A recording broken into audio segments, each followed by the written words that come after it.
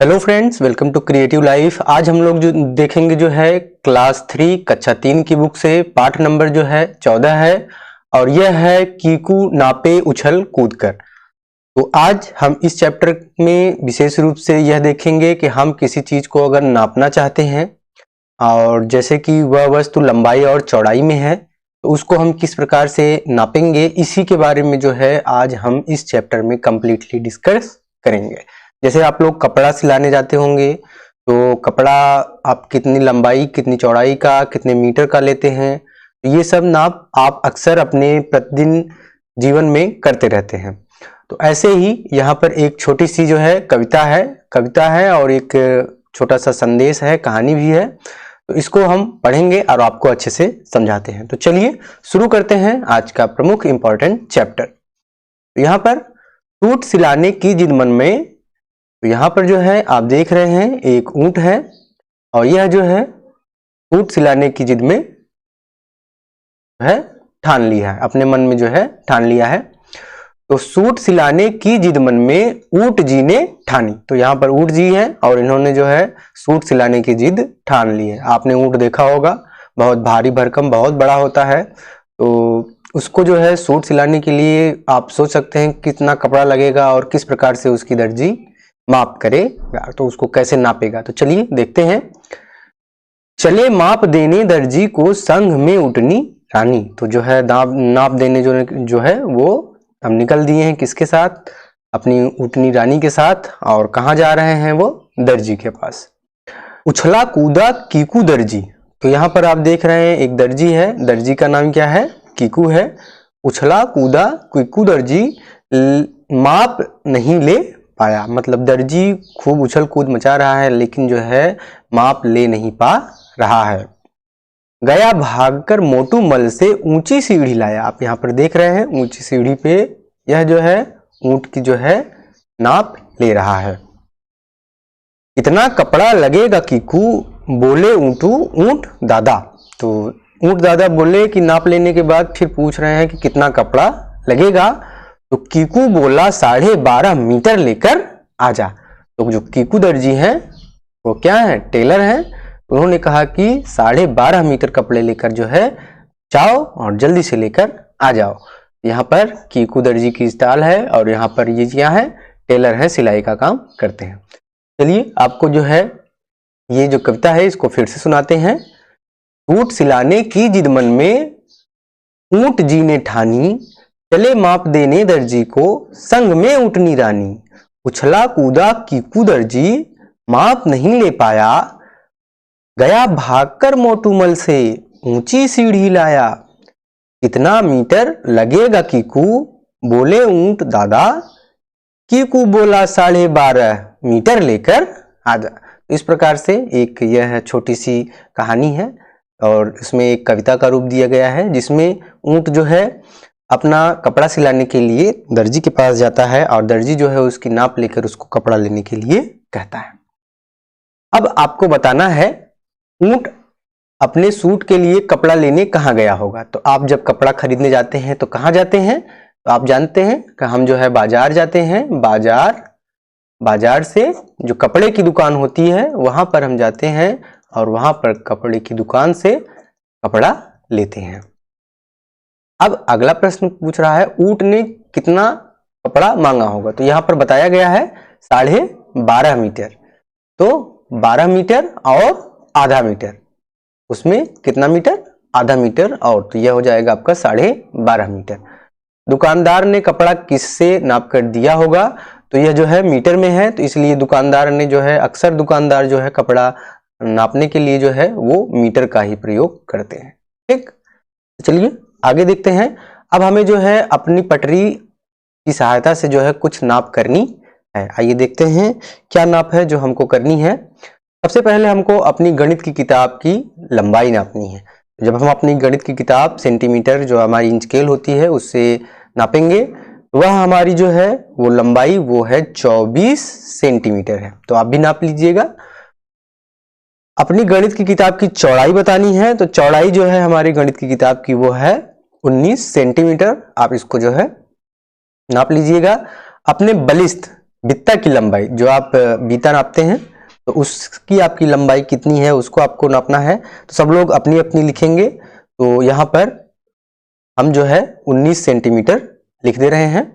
और अपने हाथ की लंबाई, जो आपका हाथ है पूरा हाथ, वह कितने मीटर लंबा है या फिर कितने सेंटीमीटर लंबा है, तो आप उसको जो है नापकर लिख देंगे।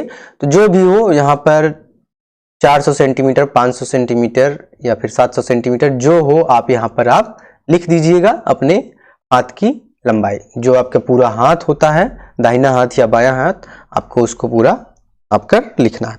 तो आप नापकर इसको लिख दीजिएगा। चलिए आगे चलते हैं।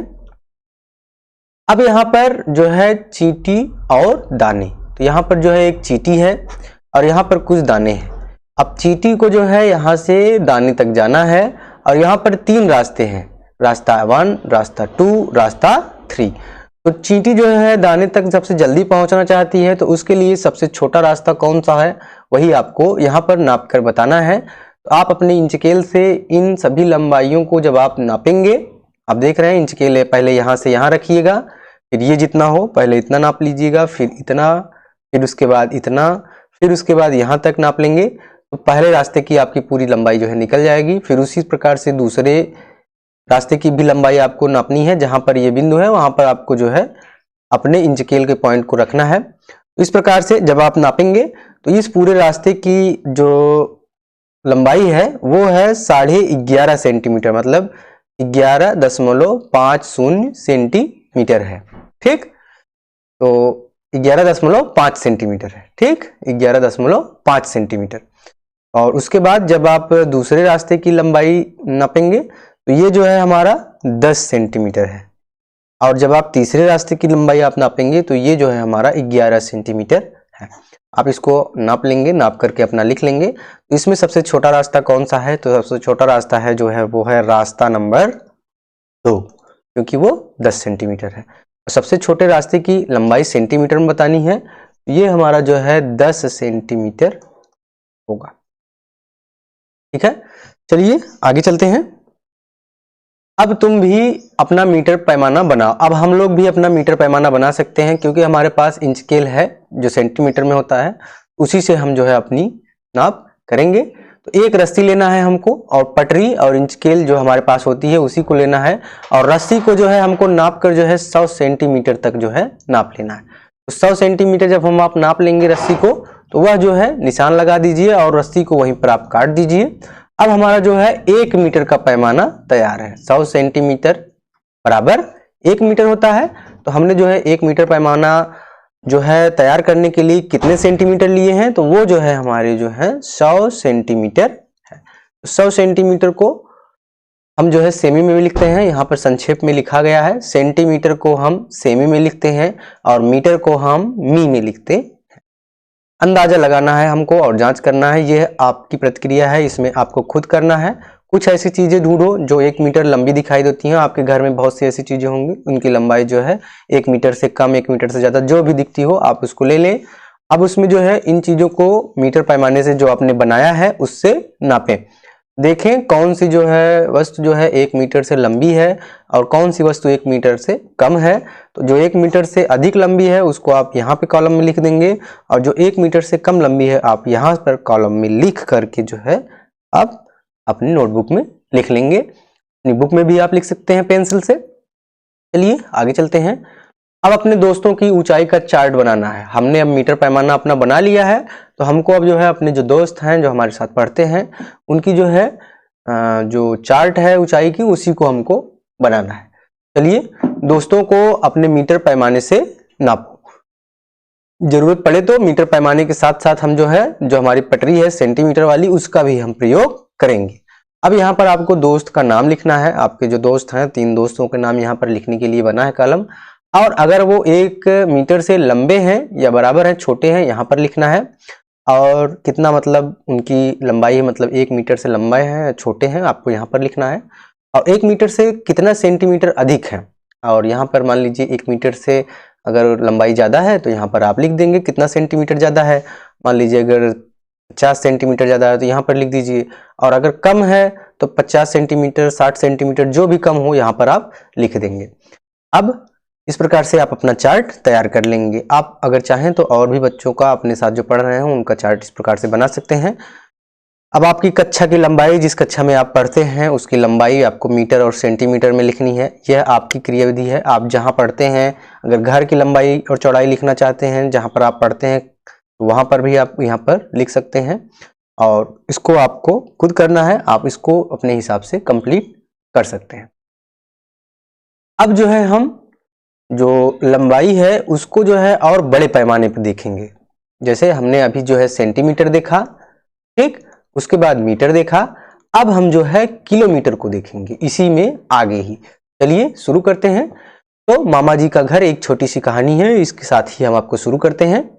राज जो है बस से मामा जी के घर जा रहा है और सड़क के किनारे थोड़ी थोड़ी दूर पर जो है पत्थर लगे होते हैं। आप यहाँ पर देख रहे हैं, ऐसे छोटे छोटे पत्थर लगे होते हैं। उस पर लिखा रहता है मतलब शहर का नाम लिखा रहता है और कितने किलोमीटर दूर है वह भी लिखा रहता है, ठीक।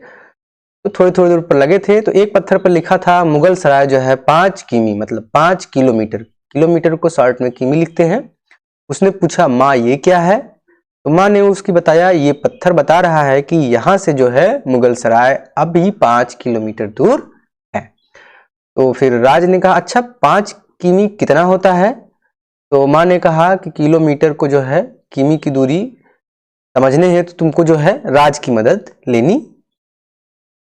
करो, ठीक है। तो अब जो है आप लोगों को जो है किलोमीटर की दूरी समझने के लिए जो है राज की मदद जो है आपको करनी है। तो राज की मदद करने के लिए आपको सबसे पहले पता करना है क्या, राज को क्या पता है कि 100 सेंटीमीटर बराबर 1 मीटर होता है। राज को मतलब आपको जो है आपको भी पता है, आपने जो है अभी पिछले जो है पार्ट में पढ़ा है इसी वीडियो में 100 सेंटीमीटर बराबर 1 मीटर होता है। तो अब आपको ये समझना है कि ऐसे ही मीटर पैमाने को अगर आप 1000 बार कर दें, ठीक, सेंटीमीटर को आपने कितनी बार किया था? 100 बार किया था, तो वो किस में हो गया था? मीटर में हो गया था, ठीक। अब उसी प्रकार से मीटर को जो है आप 1000 बार करेंगे तो यह जो है कितने में हो जाएगा? ये हो जाएगा किमी में, किलोमीटर में हो जाएगा, ठीक। और जो हम दूरी नापते हैं वो हम किलोमीटर में ही नापते हैं। चलिए आगे चलते हैं। समझो और करो। 2 किमी बराबर, तो 1 किमी बराबर 1000 मीटर, तो 2 किमी बराबर हो जाएगा यहाँ पर हमारा 2000 मीटर, ठीक। 5 किमी बराबर, तो यहाँ पर हम 5 गुणा करेंगे और किमी को हम मीटर में बदलेंगे तो यहाँ पर हो जाएगा 1000 मीटर, तो ये हो जाएगा हमारा 5000 मीटर। अब 3 किमी और 650 मीटर, तो इसको मीटर में बदलना है तो 3 किमी हो जाएगा 3000, ठीक। और उसके बाद इसमें 650 है तो इसको जोड़ देंगे तो ये हो जाएगा 3650 मीटर। बहुत ही आसान है, आसानी से आप कर सकते हैं। अब इसमें जो है मीटर में दिया है, किलोमीटर और मीटर में बदलना है तो ये 3000 तो किलोमीटर हो जाएगा, 750 जो है ये हो जाएगा आपका मीटर में। इस प्रकार से कोई भी क्वेश्चन हो आप बहुत ही आसानी से इसको कर सकते हैं। अब इसको हम जोड़ना सीखेंगे और घटाना सीखेंगे दूरी को। तो शाहपुर से बाबतपुर की दूरी जो है 1 किमी 350 मीटर है। शाहपुर से बाबतपुर तक जाने आने में कितनी दूरी तय करनी पड़ेगी? अब आप कहीं पर जा रहे हैं फिर वापस आ रहे हैं, इसका मतलब आपको दोनों दूरी जोड़ लेनी है। दोनों दूरी बराबर है, 1 किमी 350 मीटर गए हैं फिर 1 किमी 350 मीटर आए हैं। तो जाने में तय की गई दूरी 1 किमी 350 मीटर, आने में तय की गई दूरी 1 किमी 350 मीटर।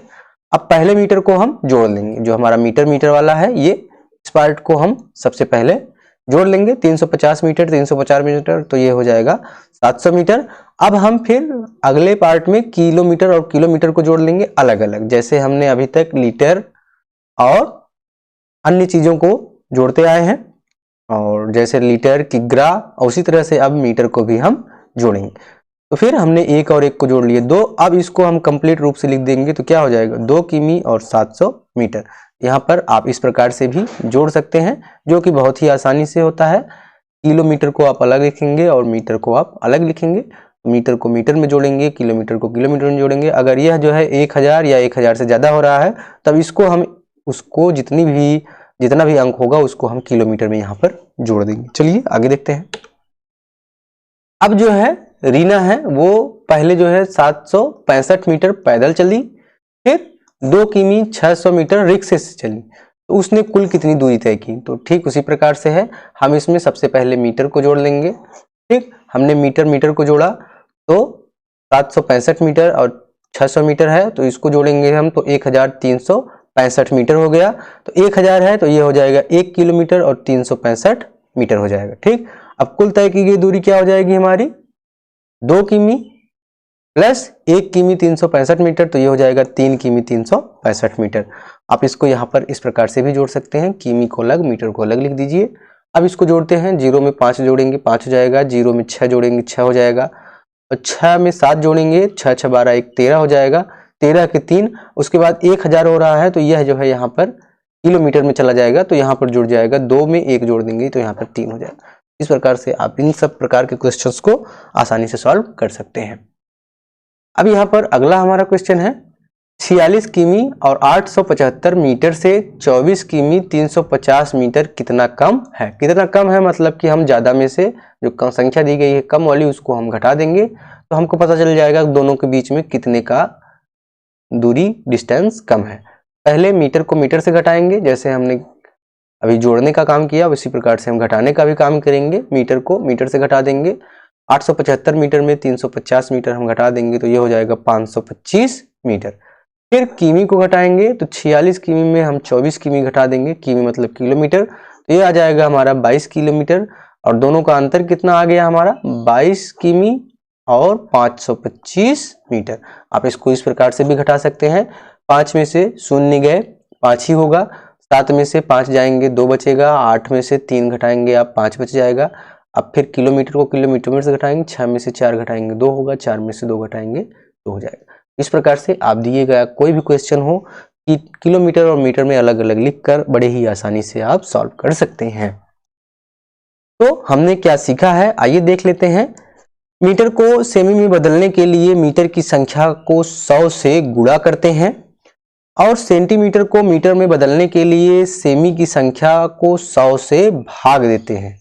उसी प्रकार से किलोमीटर को देख लेते हैं। किलोमीटर को मीटर में बदलने के लिए हम किमी की संख्या को 1000 से गुणा करते हैं तो किलोमीटर से मीटर में बदल जाएगा, और अगर मीटर को किलोमीटर में बदलना है तो उसके लिए मीटर की संख्या को हम 1000 से भाग देंगे, तो वह जो है हमारा मीटर में हो जाएगा।